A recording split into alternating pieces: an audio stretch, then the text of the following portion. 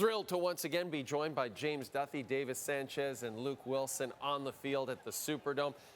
James, when you guys were chatting with Kenneth Gainwell and he was showing you guys that awesome chain, I was thinking, Trade Center's coming up. And there's no reason why you can, talk to Spence Diamonds and get a beautiful chain made up for yourself, James, because you wearing that on Trade Center the whole day, I think is really going to put it over the top for us. Yeah, there are actually a lot of reasons why no one would want to see that, Jay. Absolutely. I can barely pull off this green Eagle suit, let alone a chain like that.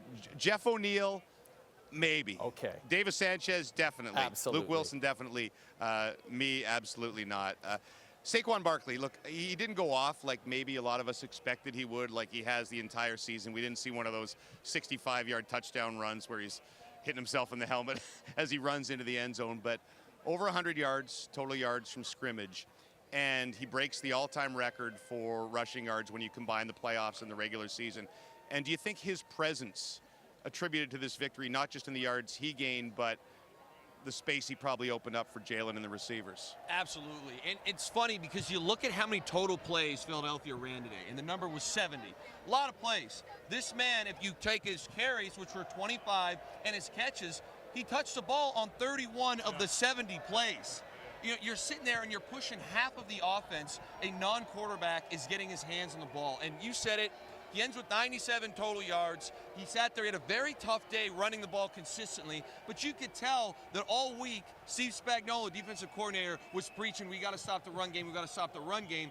And I love how they still committed to it. 25 carries in this league by one back is an absolute horse of an afternoon. Then to go 6 or 7 on targets for another 40 yards, you can't state it enough. 97 total yards, and we're acting like, it's a down game, because that's how great this man is.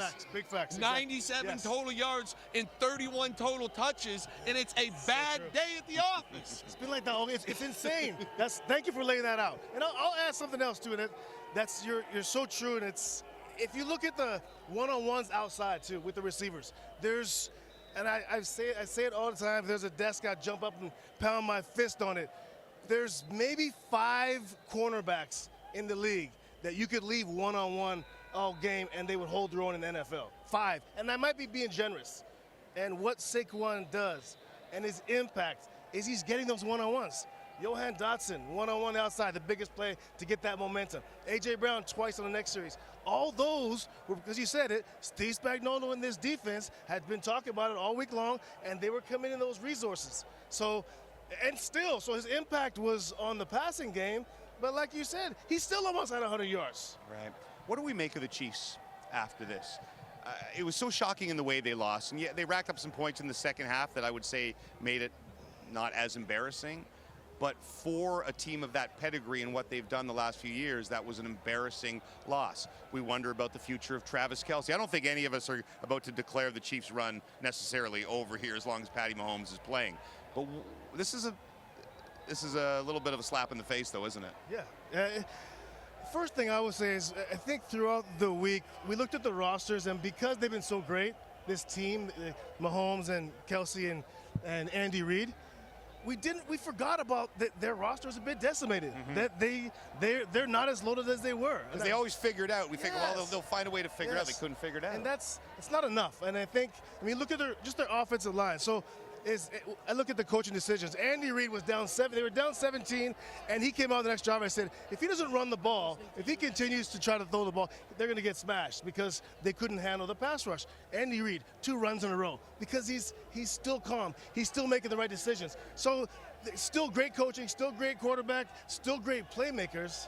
But the top to bottom roster of this Chiefs team just isn't good enough, or wasn't good enough, to be on the same page as this Eagles, or the same field as the Eagles team today. One of the things I think the Chiefs really missed tonight was a star wideout that could really stretch the field. And to me, that was Rashee Rice. He gets hurt earlier in the year, and they never really found an exact replacement. Hopkins is a different type of receiver, more of a possession guy, not really a burner. You look at, Marquise Brown, I still would prefer to have Rashee Rice. You asked me what the future of the Chiefs, and I know this is going to bother a couple Bills fans back home, but I do believe that they're going to be right here again next year. simply because they're only going to get better. Patrick Mahomes is there. They need to tighten up on this offensive line. They need Rashee Rice to come back. Well, you're saying they're making the Super Bowl next year. I'm not saying that the for sure. Bills and Lamar Bills, and Joe Burrow. Joe Burrow, AFC's a beast. It's a much tougher conference, that's for sure. But at the end of the day, the AFC still runs through the Chiefs, and it will next year. And I do think that this was a bit of a fluke performance, because one of the things that did happen today was Spagnuolo and Andy Reid on the offensive side of the ball were out-schemed. Not only were they outplayed, they're out-schemed, which is very, very rare. Let me throw this one, James. Think about that receiving core. Rashee Rice next year, Rashee Rice, Xavier Worthy, and Hollywood Brown with Travis Kelce. There's not a better receiving core in the league. Well, it'll be interesting to see if Travis Kelce is back for another year. And on the Eagles side, that's another thing. That's young defense. These guys could be ready for a Chiefs-type run now in the future. And Howie Roseman, what have they done in the last 7 years here? I mentioned this to you, Jay, on the show the other night, right? They beat Brady and Belichick with Nick Foles as the quarterback, and now they go out and beat another dynasty team in Mahomes and Andy Reid. This is how dominant the Eagles were. A.J. Brown was reading his book on the sideline again in this game. In the Super Bowl, he was reading his book in the Super Bowl.